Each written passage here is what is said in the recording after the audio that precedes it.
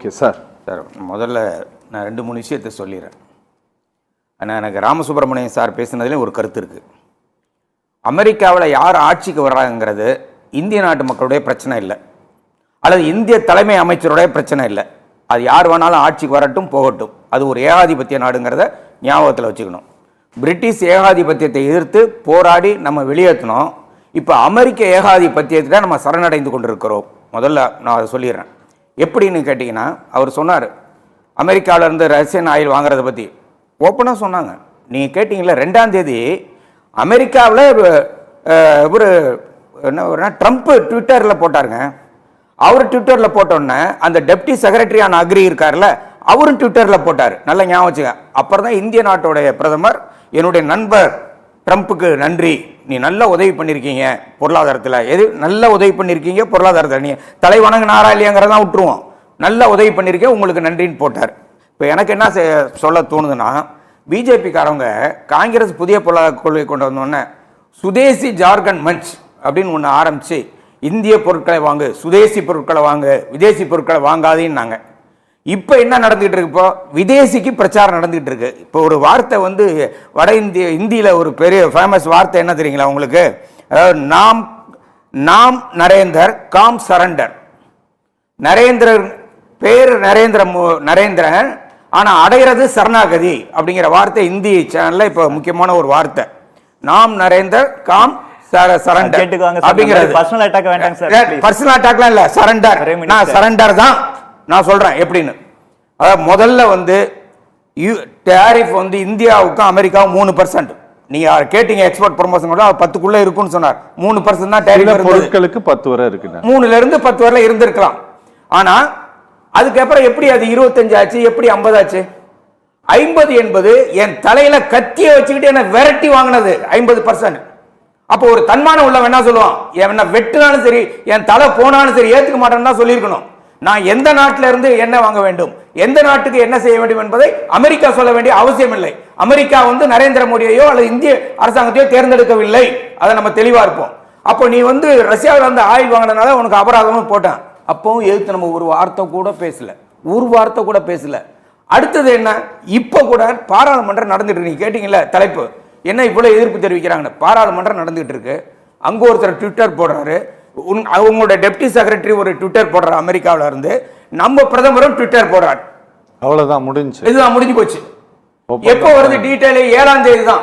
7ஆம் தேதி தான் டீடைல் வருதுன்னா, அந்த 7ஆம் தேதி அவங்க பப்ளிஷ் பண்ண அக்ரிமெண்ட்ல இருந்து ஃபர்ஸ்ட் பேரா மட்டும் படிக்கிறேன். ஃபர்ஸ்ட் பேஜ், ஃபர்ஸ்ட் பேரா. அதுல ஒரு சொல்றாருல, அக்ரிகல்ச்சர் வேணும்னு சொல்றது அரசியல், அதெல்லாம் ஒண்ணுமே கிடையாது. ரொம்ப தெளிவா US food and agriculture products நிறைய இருக்கு, நான் படிக்கல. Agriculture products including dried distillers grain. அதனால என்னன்னு தெரியுது உங்களுக்கு? காய வச்சு உலர்த்தியதுல ஆயில் எடுப்பாங்க, அதை ட்ரை பண்ணி. அது ரெட் சோர்கம், அதாவது சிவப்பு சோளம். அதே மாதிரி animal feed and tree nuts, all walnuts, இந்த எல்லாம் ஃப்ரெஷ் அண்ட் ப்ராசஸ்டு ஃப்ரூட். நல்லா கவனிங்க. அடுத்து சோயாபீன் ஆயில். அது இந்த வார்த்தையை அண்டர்லைன் பண்ணி, சோயாபீன் ஆயிலை பத்தி நான் சொல்றேன். அதுக்கப்புறம் wine and spirits and additional products. இந்த அடிஷனல் ப்ராடக்ட்ஸ் மட்டும் தான் சொல்லல, இது மீதி எல்லாம் அவங்க இப்ப ரிலீஸ் பண்ணிருக்காங்கல்ல, அதுல இருக்கிற ஃபர்ஸ்ட் பரால இருக்கிறது. அதனால இந்த நாட்டோட வணிக மந்திரி, அவர் பேர் என்ன? கோயல், பியூஷ் கோயல். பேசுனதெல்லாம் பொய் கோயல் அவர் பேரு. அவர் பேசுனதெல்லாம் பொய். அவர் சொன்னது எதுவும் உண்மை இல்ல. அப்படிலாம் நான் சொல்லலங்க. எடுத்து படிங்க, எடுங்க. அதுல இருக்கு. It is not an agreement. இது இன்ட்ரோடக்டரி சொல்லலாம், மெமரண்டம் ஆஃப் அண்டர்ஸ்டாண்டிங் சொல்லலாம். அக்ரிமெண்ட் 2வது வாரம் மார்ச்ல தான். ஆனா அதுல இருக்கிற ஃபர்ஸ்ட் பேரா எடுத்து படிங்க. அதுல இருக்க வரி விலக்குன்னு போட்டு, வரி விலக்குன்னு போடல. அப்புறம் India will eliminate or reduce. Sir அதுல இருக்க நான் ஃபுல்லா என்ன படிக்கிறேன்? India will eliminate or reduce tariffs on all US industrial goods. நான் அவர் சொன்னதுனால மறுபடியும் எல்லாத்தையும் படிக்கிறேன். இண்டஸ்ட்ரியல் குட்ஸ்னா என்னங்க? இந்திய நாட்டில் உற்பத்தி ஆகிற எல்லா பொருட்களுக்கும் வரி விலக்கு. நமக்கு ஃபேவர் சார். யாரு நம்ம எப்படி எனக்கு ஃபேவர்? இந்தியால தயாரிக்கக்கூடிய என்னங்க பொருளாதார பேசுறீங்க?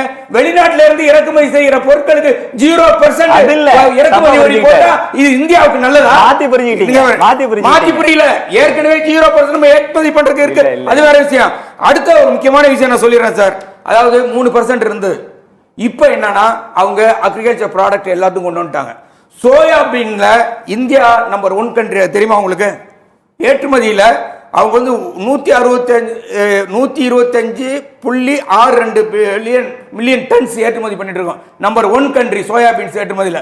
இப்போ அந்த சோயாபீன் அந்த ஸ்பெசிபிக் வார்த்தையை சோயாபீன் ஆயில், அதுக்கு என்னங்க அர்த்தம்?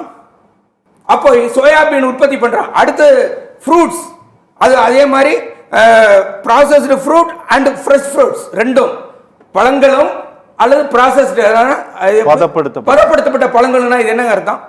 அதாவது உலக நாடுகளிலேயே அதிகமாக விவசாயத்துக்கு மானியம் கொடுக்கிற நாடு அமெரிக்கா. அங்க வந்து நிறைய விவசாயம் பண்ணி அந்த பொருளை ஏற்றுமதி பண்ண முடியாம நீங்க சொல்றது அரசு தரப்பில் வெளியான ஆத்தென்டிக். அந்த 3 பக்கத்துல இருக்கிற முதல் பக்கத்தை நான் படிக்கிறேன். அந்த முதல் பக்கம் அது மட்டும் இல்லங்க, இன்னொரு அவர் சொல்றாரு எலிமினேட்னா நம்மளோட பொருளுக்கு நான் அர்த்தம் பண்ணல. ஐயோ அப்படி அந்த மாதிரி வார்த்தை இல்லையா? ஆல்ரெடி ரெடியூஸ் டெரிஃப்னா நாங்க எலிமினேட் ஆர் ரெடியூஸ் டெரிஃப்னா என்ன அர்த்தம்? என்ன சொல்லுங்க?